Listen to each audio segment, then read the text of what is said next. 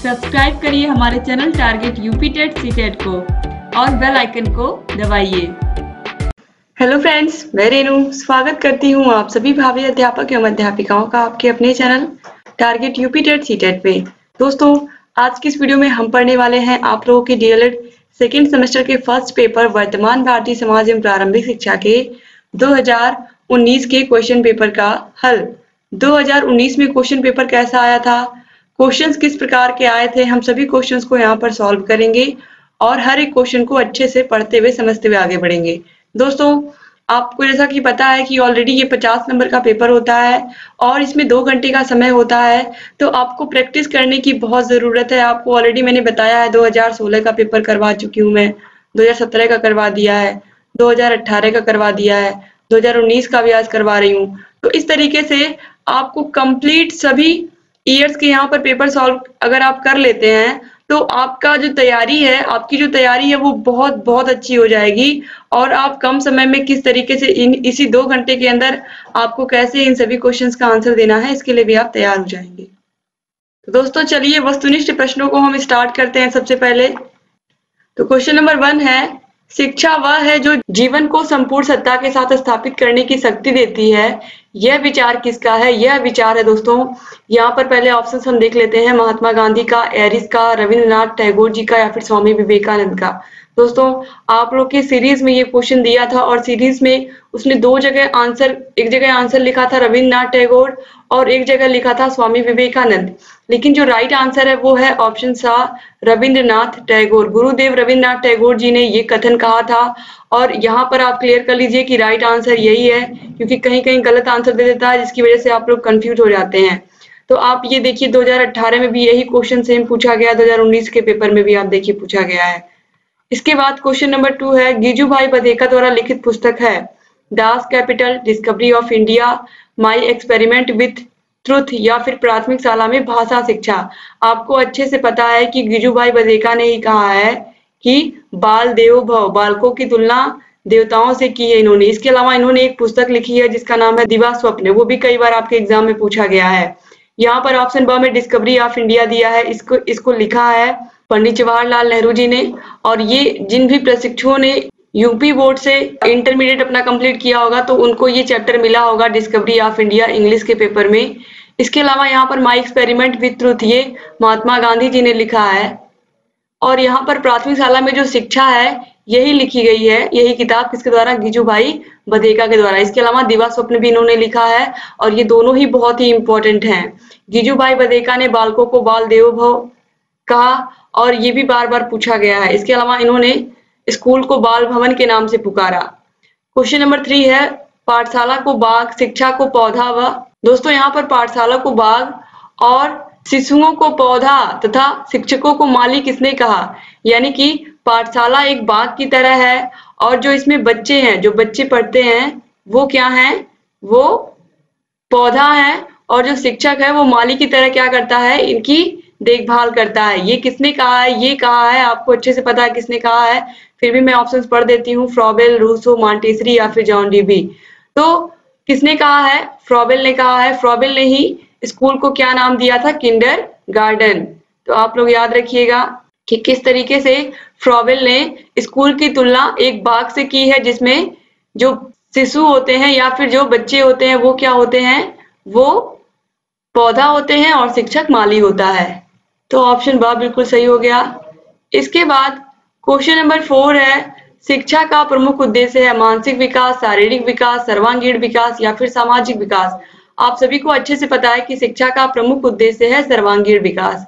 Question number 5 है, शिक्षक द्वारा छात्रों में राष्ट्रीय सद्भावना का विकास किया जा सकता है दंड देकर, पुस्तकों को पढ़ाकर, शिक्षकों द्वारा स्वयं अमल करके या फिर साझा करके। शिक्षक द्वारा छात्रों में राष्ट्रीय भावना का विकास शिक्षकों द्वारा स्वयं अमल करके किया जा सकता है, यानी कि ऑप्शन सा जो है ये बिल्कुल सही है।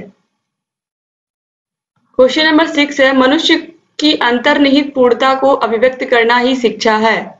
मनुष्य के अंदर अंतर्निहित जो पूर्णता है उसी को अभिव्यक्त करना ही शिक्षा है।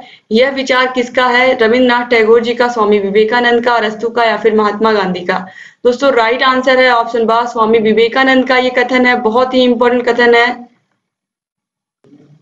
क्वेश्चन नंबर 7 है अनिवार्य प्राथमिक शिक्षा का प्रावधान संविधान के किस अनुच्छेद में किया गया है?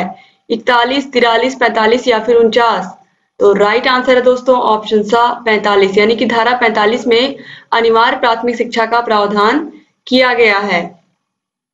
यहाँ पर कंफ्यूज किया है, यहाँ पर अनुच्छेद लिखा है, तो यहाँ आपको कंफ्यूज नहीं होना है क्योंकि यहाँ पर अनुच्छेद 21A दिया ही नहीं हुआ। जैसा कि आपको ऑलरेडी पता है कि जो अनुच्छेद 21A है शिक्षा का अधिकार के अंतर्गत, शिक्षा का अधिकार प्रत्येक बच्चे का है। किस बच्चे का? 6 से लेकर के 14 वर्ष तक के हर एक बच्चे का प्राथमिक शिक्षा हर एक बच्चे के लिए निःशुल्क एवं क्या है? अनिवार्य है। और ये राज्य का कर्तव्य है कि सभी बच्चों जो भी 6 से लेकर के 14 वर्ष तक के हैं सभी को निःशुल्क और अनिवार्य शिक्षा मिले। तो ये है अनुच्छेद 21A। लेकिन अनिवार्य प्राथमिक शिक्षा का प्रावधान अगर पूछेगा अनिवार्य प्राथमिक शिक्षा तो ये कहा गया है धारा 45 में। ठीक है, धारा 45 में ये कहा गया है, आप याद रखिएगा। और अगर निःशुल्क एवं अनिवार्य पाठ्यक्रम या निःशुल्क एवं अनिवार्य शिक्षा की व्यवस्था संविधान के किस अनुच्छेद में की गई है? तो 21A में या 21 का में की गई है। ये बहुत ही महत्वपूर्ण है दोस्तों, आप लोग याद रखिएगा। और जहां पर भी इस तरीके से ये धारा 45 पूछा है और अनुच्छेद 21A पूछा है, मैंने दोनों को ही समझाया है ताकि एग्जाम में कोई भी क्वेश्चन आए आपका रॉन्ग ना हो। इसके बाद क्वेश्चन नंबर 8 है महात्मा गांधी के दर्शन के अनुसार छात्रों की क्रियाशीलता के लिए पाठ्यक्रम में आवश्यक है भूगोल विषय, हस्तकला विषय, इतिहास विषय या फिर विज्ञान विषय? राइट आंसर है ऑप्शन बा हस्तकला विषय, यानी कि बच्चों को किसी ना किसी कला में निपुण किया जाए। जैसे कि आपको पता है कि गांधी जी के द्वारा कुटीर उद्योग, इसके अलावा लघु उद्योगों को बढ़ावा देने की बात कही गई थी। उन्होंने कहा था कि हर एक भारतीय आत्मनिर्भर बने, क्योंकि हम जब छोटे से ही या हम जब स्कूल से ही कोई ना कोई कला सीखेंगे, किसी ना किसी चीज को करने के लिए की स्किल सीखेंगे, तो आगे चल करके वही हमारा रोजगार बन सकता है। तो इस तरीके से गांधी जी ने हस्तकला विषय को बहुत ही महत्वपूर्ण स्थान दिया पाठ्यक्रम में। इसके अलावा यहाँ पर भूगोल विषय दिया हुआ है, इतिहास विषय दिया हुआ है, विज्ञान विषय, ये तो ऑलरेडी पाठ्यक्रम में होते ही है, तो आप लोगों को पता है। और दोस्तों आप लोगों को यहाँ पर मैं एक चीज और बता दूं कि गांधी जी की बुनियादी शिक्षा बहुत इंपॉर्टेंट है। बुनियादी शिक्षा के जनक कहे जाते हैं गांधी जी, बेसिक शिक्षा का जनक भी इन्हें कहा जाता है। तो आप लोग ये भी याद रखिएगा, बार बार एग्जाम में पूछा गया है इसीलिए मैं बता रही हूँ आप लोगों को। और दोस्तों आप लोगों को ऑलरेडी मैंने जितने भी चैप्टर पढ़ाए हैं सभी को हैंड रिटन नोट्स के माध्यम से पढ़ाया है और हर एक टॉपिक को मैंने बहुत ही अच्छे से क्लियर किया। तो जिन भी प्रशिक्षुओं ने अभी तक क्लासेस नहीं ली हैं आप लोग क्लासेस भी देख सकते हैं, क्लासेस से भी बहुत सारी चीजें आपकी क्लियर हो जाएंगी। क्वेश्चन नंबर 9 है शिक्षा में प्रयोजनवादी शिक्षा होती है अध्यापक केंद्रित, विषय केंद्रित, पाठ्यक्रम केंद्रित या फिर अनुभव केंद्रित? तो जो प्रयोजनवादी शिक्षा होती है ये अनुभव पर आधारित होती है। जो आप सीखे होते हैं वही क्या होता है आपका, वही आपकी शिक्षा होती है। यानी कि जो आपने सीखा है एक्सपेरिमेंट करने के बाद जो आपने सही पाया वही आप सीखते हो, तो वो आपका अनुभव बन जाता है, एक्सपीरियंस बन जाता है। इसके बाद क्वेश्चन नंबर 10 है शिक्षा में निस्यंदन सिद्धांत किसने दिया? तो शिक्षा में निस्यंदन सिद्धांत का मतलब आपको पता ही है कि समाज की मुट्ठी भर लोगों को शिक्षा दी जाए और वो शिक्षा छन छन करके समाज के निचले वर्ग के लोगों तक पहुंचे। छन छन करके मतलब छन छन करके, इस तरीके से बूंद बूंद समाज के निचले वर्ग के लोगों को शिक्षा मिले। तो ये बहुत ही गलत नीति थी। क्यों? क्योंकि समाज में सभी लोगों को शिक्षा का बराबरी का अधिकार होता है। इसीलिए ये जो 1935 में लॉर्ड मैकाले ने निस्यंदन का सिद्धांत या छन्नीकरण का या छनाई का सिद्धांत दिया था, इसे 1854 में वुड के घोषणा पत्र में इसे खारिज कर दिया गया था, लॉर्ड मैकाले के इस सिद्धांत को। तो लेकिन यहाँ पर पूछा किसने दिया था, तो आपको ऑप्शन लगाना पड़ेगा। यहाँ पर निस्पंदन दिया लेकिन निस्यंदन सिद्धांत है ये, तो ऑप्शन बा बिल्कुल सही है। आप लोग याद रखिएगा, ऑलरेडी मैंने बहुत ही अच्छे से ये सभी चीजें आप लोगों को पढ़ाई हैं क्लासेस में। क्वेश्चन नंबर 11 है ऐसी शिक्षा जिसमें किसी निश्चित समय पाठ्यक्रम विद्यालय की आवश्यकता नहीं होती है औपचारिक शिक्षा कहलाती है, वैकल्पिक शिक्षा कहलाती है, अनौपचारिक शिक्षा कहलाती है या फिर सतत शिक्षा कहलाती है? राइट आंसर है ऑप्शन सा अनौपचारिक शिक्षा। अनौपचारिक शिक्षा में ना तो निश्चित समय की जरूरत होती है, ना तो पाठ्यक्रम की, ना विद्यालय की आवश्यकता होती है। आप कहीं भी कभी भी किसी से भी कुछ भी सीख सकते हो। और इस तरीके से जो अनौपचारिक शिक्षा होती है वो भी बहुत इंपॉर्टेंट रोल प्ले करती है हमारे जीवन में।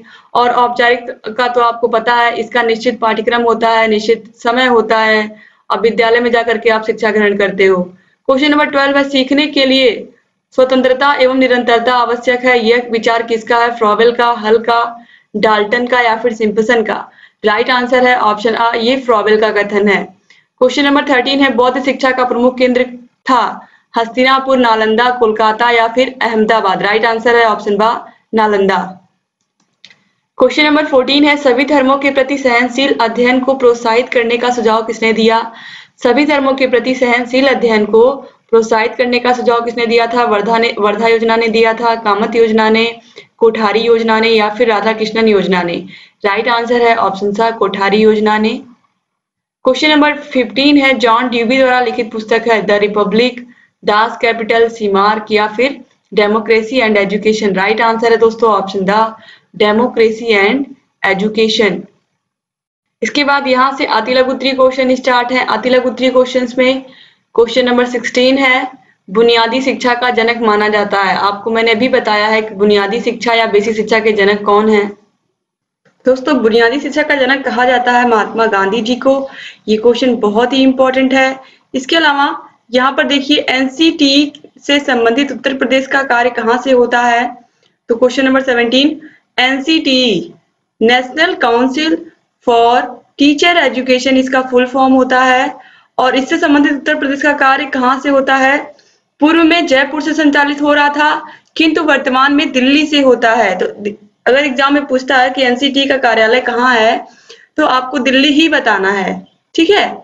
इसके बाद क्वेश्चन नंबर 18 है, ग्राम शिक्षा समिति का अध्यक्ष गांव में सबसे बड़ा कौन होता है? ग्राम प्रधान ही तो होता है गांव में। गांव का जो प्रमुख होता है तो वही अध्यक्ष भी होगा, तो इसीलिए ग्राम प्रधान।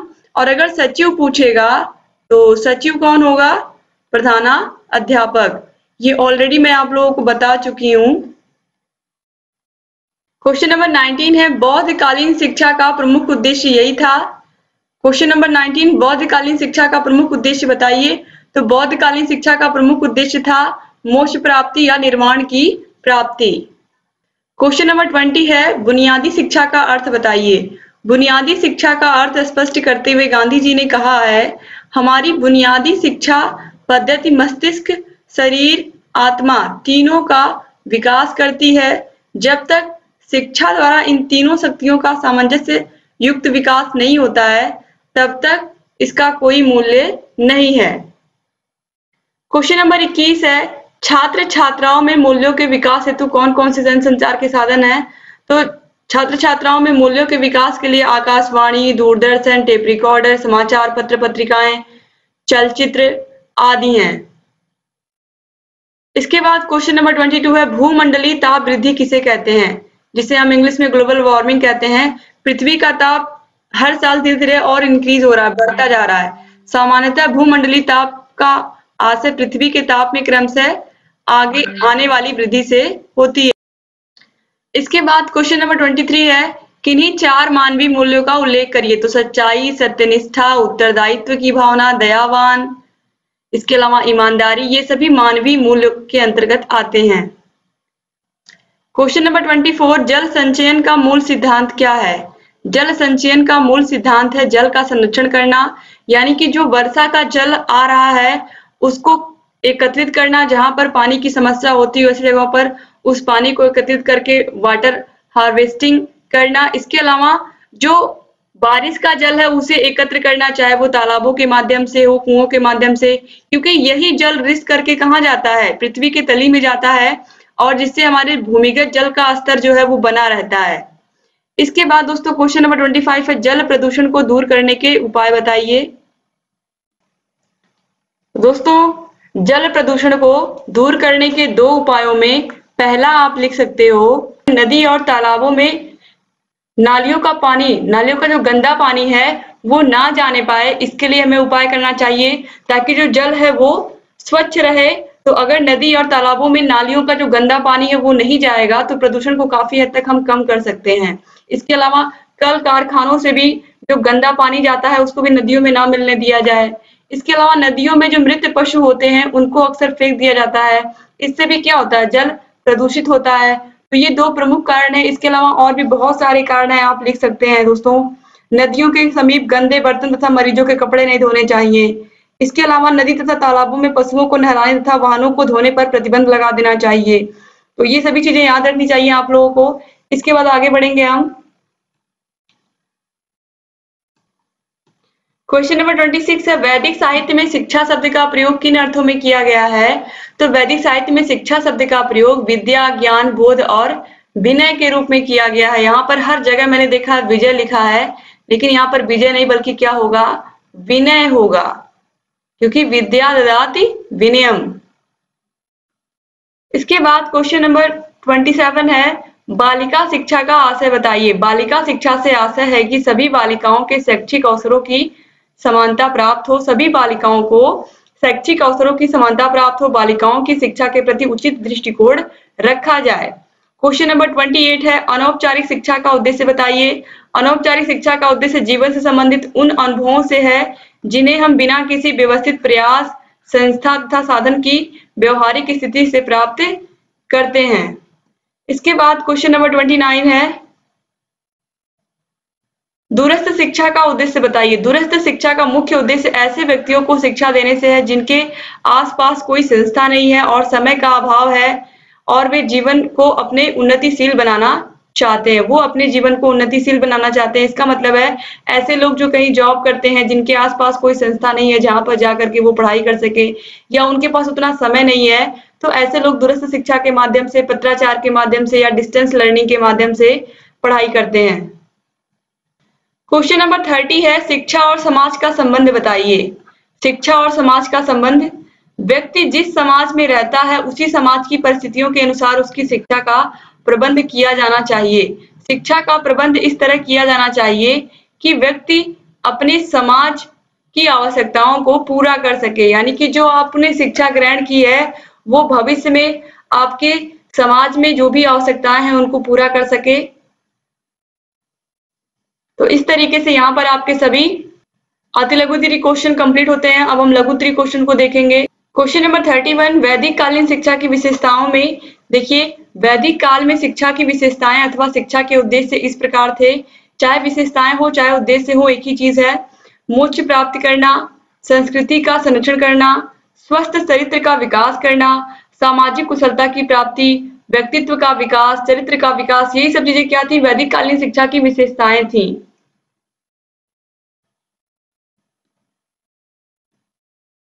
क्वेश्चन नंबर 32 है, मध्यकालीन शिक्षा के उद्देश्य लिखिए। तो मध्यकालीन शिक्षा का प्रमुख उद्देश्य इस्लाम धर्म व संस्कृति का प्रचार करना था। तो इस्लाम धर्म व संस्कृति का प्रचार करना मतलब इस्लाम धर्म का प्रचार करना था। दूसरा है, सांसारिक या भौतिक ऐश्वर्य की प्राप्ति थी। इन लोगों का मानना था कि जीवन में सुख सुविधा प्राप्त करने के लिए पढ़ना लिखना बेहद जरूरी है। तीसरा था, मुस्लिम तथा मध्यकालीन शिक्षा का एक अन्य उद्देश्य इस्लाम के अनुयायियों में ज्ञान के प्रकाश का विस्तार करना था। चौथा है, शासन को सुदृढ़ बनाने के लिए योग्य व कुशलतम लोगों की आवश्यकता थी और शिक्षा के प्रचार व प्रसार द्वारा ही इस राजनीतिक उद्देश्य की पूर्ति हो सकती थी।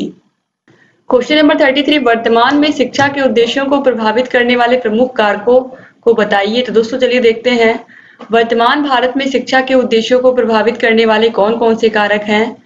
तो देखिए, शिक्षा की प्रक्रिया में उद्देश्यों में महत्वपूर्ण स्थान है। शिक्षा की प्रक्रिया में उद्देश्यों का महत्वपूर्ण स्थान है, जिसका निर्धारण शिक्षा के आरंभ होने के पूर्व ही कर लिया जाना चाहिए।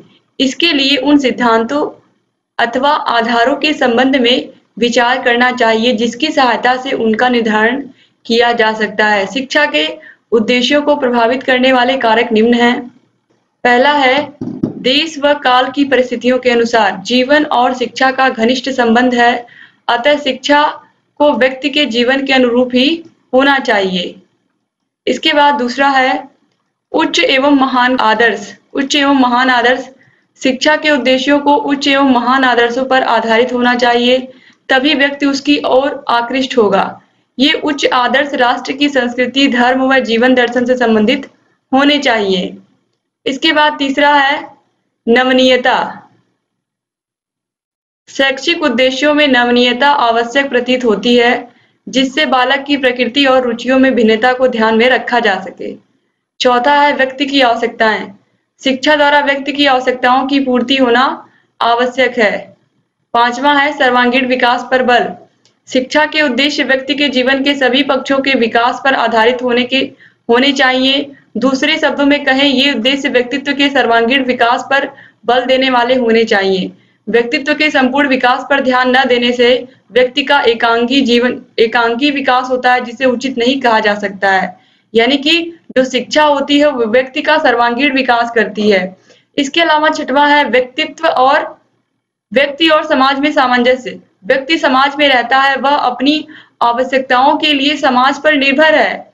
अतः शिक्षा के उद्देश्यों के निर्धारण के समय व्यक्ति के साथ साथ उसके समाज, संस्कृति का विचार और उसमें सामंजस्य का ध्यान रखना आवश्यक है। क्योंकि आप जो भी चीजें करते हो, जो शिक्षा ग्रहण कर रहे हो, कहीं ना कहीं समाज में ही आकर के आप अपना योगदान दोगे अपनी शिक्षा पूरी होने के बाद। तो इसलिए शिक्षा और समाज का या व्यक्ति और समाज का सामंजस्य बनना बहुत जरूरी है। इसके अलावा उद्देश्य की स्पष्टता शिक्षा के उद्देश्यों के निर्धारण का एक प्रमुख आधार है। आठवां है दर्शन। शिक्षा के उद्देश्यों पर दर्शन का गहरा प्रभाव पड़ता है। तो इस तरीके से यहाँ पर आपने वर्तमान भारत में शिक्षा के उद्देश्यों को प्रभावित करने वाले कौन कौन से कारक हैं आपने देख लिया। दोस्तों क्वेश्चन नंबर 34, गांधी जी की शैक्षिक विचारधारा को स्पष्ट कीजिए।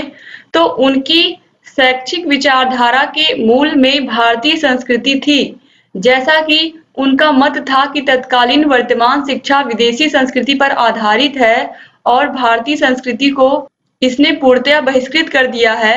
इसका एकमात्र उद्देश्य मानसिक विकास करना है। इसका हृदय पर कोई प्रभाव नहीं पड़ता है और इसमें हाथ के कार्य का कोई स्थान नहीं है। इसमें माध्यम अंग्रेजी है और वास्तविक शिक्षा विदेशी माध्यम द्वारा असंभव है। तो इस तरीके से यहाँ पर गांधी जी की जो विचारधारा थी वो स्पष्ट थी कि जो तत्कालीन मतलब जो शिक्षा व्यवस्था है वो कहीं ना कहीं विदेशी संस्कृति पर आधारित है। और इन्होंने क्या कहा कि हमें हमारी भारतीय संस्कृति को इसने पूरी तरीके से बहिष्कृत कर दिया है और इसका मात्र एक ही उद्देश्य है कि केवल मानसिक विकास करना, इसका हृदय पर कोई प्रभाव नहीं पड़ता है और हाथ के कार्य का भी कोई स्थान नहीं है। तो इस तरीके से माध्यम भी अंग्रेजी था जिसका गांधी जी ने घोर विरोध किया। इसके बाद दोस्तों देखिए क्वेश्चन नंबर 35 है, शिक्षा समाज का दर्पण है, स्पष्ट कीजिए। शिक्षा के द्वारा मनुष्य समाज में परिवर्तन लाता है। मनुष्य सामाजिक संस्थाओं का संगठन करता है, वह संस्कृति का विकास करता है। इस विकास के लिए उसे शिक्षा का सहारा लेना पड़ता है। इसी कारण शिक्षा का समाज पर प्रभाव देखा जा सकता है। समाज की प्रगति के लिए शिक्षा की आवश्यकता होती है। शिक्षा मनुष्यों के दृष्टिकोण को उदार बनाती है। मनुष्यों ने अपनी आवश्यकताओं की पूर्ति के लिए अनेक आविष्कार किए हैं। शिक्षा के द्वारा ये आविष्कार संभव हुए हैं। शिक्षा का कार्यक्रम अत्यंत व्यापक है। शिक्षा बालकों के व्यक्तित्व का विकास करती है।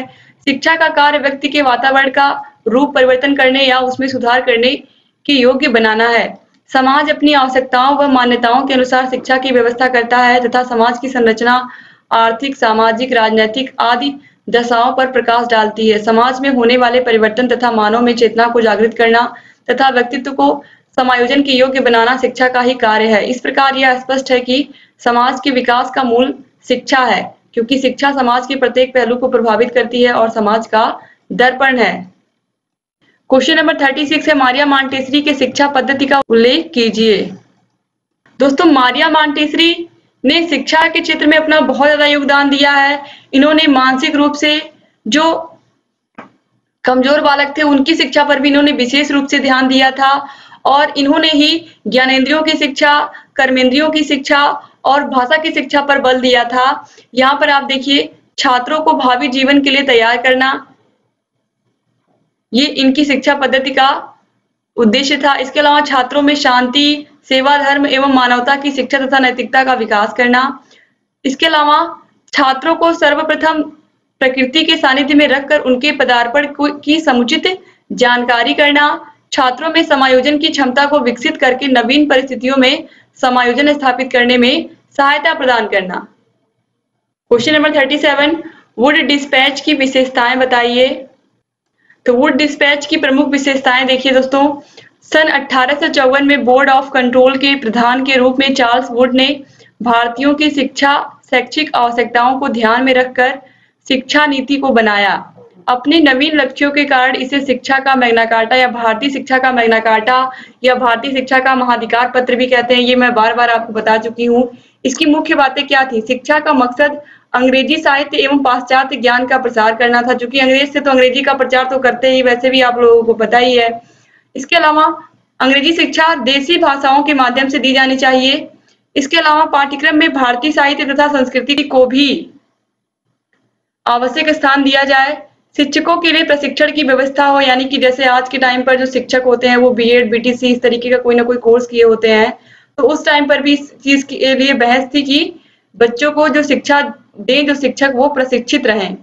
इसके अलावा 5वां पॉइंट, विद्यालयी प्रबंध के लिए सहायता अनुदान मिलना चाहिए। 6वां है उच्च शिक्षा के लिए विश्वविद्यालय स्थापित हो। 7वां है व्यावसायिक स्त्री शिक्षा को प्रोत्साहन दिया जाए। और 8वां है जन शिक्षा की स्थापना की जाए। क्वेश्चन नंबर 38, सामाजिक परिवर्तन में शिक्षक एवं विद्यालय की भूमिका बताइए। दोस्तों, सामाजिक परिवर्तन में शिक्षक एवं विद्यालय की क्या भूमिका है? देखिए, सामाजिक परिवर्तन में शिक्षक एवं विद्यालय की भूमिका, सामाजिक परिवर्तन में शिक्षक एवं विद्यालय की भूमिका को हम निम्नवत समझ सकते हैं। संस्कृति को नवीन पीढ़ी तक पहुंचाना, शाश्वत मूल्यों को स्थापित करना या फिर शाश्वत मूल्यों में स्थायित्व लाना, परिवर्तनशील कारक के रूप में कार्य करना और सामाजिक परिवर्तन की शिक्षा देना। साथ ही साथ लोकतंत्र का पालन करते हुए कक्षा में जनतंत्रात्मक वातावरण द्वारा लोकतांत्रिक मूल्यों का प्रसार करके सामाजिक परिवर्तन लाने में सहायता करना। यानी कि मुख्य रूप से समाज में परिवर्तन हो ऐसी शिक्षा होनी चाहिए, और यही शिक्षक और विद्यालय की भूमिका होती है सामाजिक परिवर्तन में, कि किस तरीके से बच्चों के अंदर नैतिक मूल्यों को स्थापित किया जाए, संस्कृति को अपने बढ़ावा दिया जाए ताकि वो एक पीढ़ी से दूसरी पीढ़ी में पहुंचे, सामाजिक परिवर्तन लाया जाए शिक्षा के माध्यम से। क्वेश्चन नंबर 39, आदर्शवाद के अनुसार शिक्षा का अर्थ बताइए। आदर्शवाद एक ऐसा दर्शन है जो सत्यम शिवम सुंदरम पर आधारित है। यह दर्शन व्यक्ति को ईश्वर की सर्वोत्तम रचना मानता है। इस दर्शन के अनुसार मानव के विचारों का विशेष महत्व होता है और मनुष्य अपने मानसिक विचारों द्वारा प्रकृति को अर्थ प्रदान करता है तथा अपने सांस्कृतिक, नैतिक, आध्यात्मिक कारकों तथा प्रवृत्तियों से प्रकृति और सामाजिक वातावरण पर नियंत्रण रखता है। इन सभी कार्यों को उचित दिशा देने में शिक्षा की महत्वपूर्ण भूमिका होती है। शिक्षा के अभाव में व्यक्ति पशु तुल्य जीवन व्यतीत करता है, किंतु जब वह शिक्षा अर्जित कर सामाजिक आदर्शों, मान्यताओं, मूल्यों का ज्ञान प्राप्त करता है, तब वह समाज का एक उत्तम नागरिक बनकर शिक्षा से प्राप्त आदर्शों, अनुभवों को आत्मसात कर एक सुसंस्कृत व्यक्ति के रूप में प्रतिष्ठित होता है। अतः शिक्षा समाज को परिष्कृत तथा सबल बनाकर मानवता का पाठ पढ़ाती है एवं अच्छे कार्यों की ओर उन्मुख करती है। अतः शिक्षा का अर्थ मानव को उत्कृष्टता की ओर ले जाना है। क्वेश्चन नंबर 40, विद्यालय के विकास में समुदाय की भूमिका बताइए।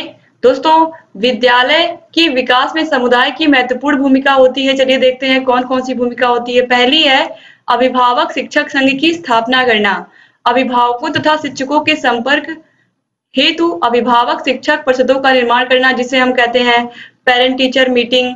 अर्थात इस तरीके से जो भी बच्चों की जिस भी सब्जेक्ट में कमियां होती हैं, कैसे उन्हें दूर करना है, इस पर मिलकर के शिक्षक और अभिभावक बात करते हैं। साथ ही साथ जो बच्चों की ऐसी आदतें होती हैं उन्हें कैसे छुड़ाया जाए, या फिर ऐसी आदतें जो नहीं अच्छी होती हैं कैसे अभिभावक और शिक्षक मिलकर के उन्हें एक अच्छा नागरिक और एक अच्छा इंसान बनाने में मदद कर सकते हैं। इसीलिए अभिभावक शिक्षक संघ की स्थापना होती है या फिर पेरेंट टीचर मीटिंग होती है। इसके अलावा समुदाय के सदस्यों को आमंत्रित करना।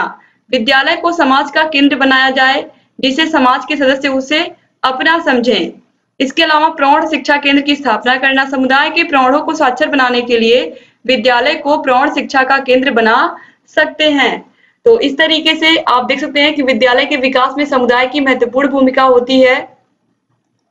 दोस्तों, इस तरीके से आपका ये पूरा पेपर कंप्लीट होता है 2019 का। उम्मीद करती हूँ कि आपको सभी क्वेश्चन समझ में आए होंगे और सारे क्वेश्चंस को आपने अच्छे से किया होगा।